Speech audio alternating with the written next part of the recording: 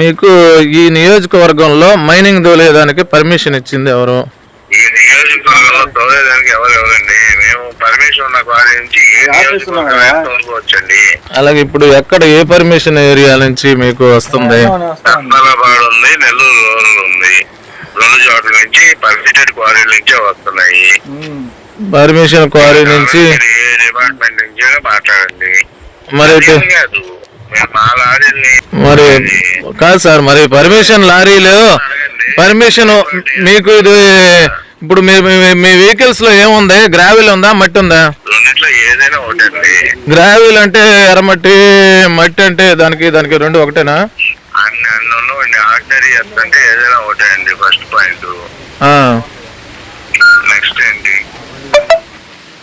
కాదు అంటే మీకు ఇప్పుడు లోడింగ్ పాయింట్ ఎక్కడి నుంచి జరుగుతుంది? ఇది కన్నలపాడులో క్వారీ ఉంది సార్. ఇప్పుడు ఇది సార్ ఇక్కడ ఏది జరుగుతుంది?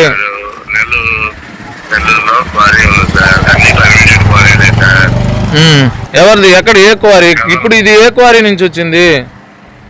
కన్నలపాడు నుంచి వచ్చింది.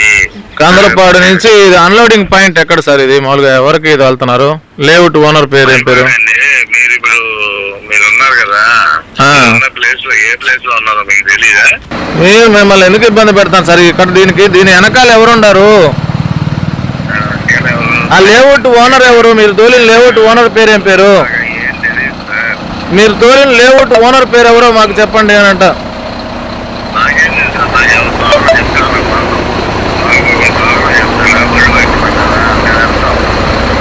క్వారీకి ఉన్నాయి కదా, క్వారీకి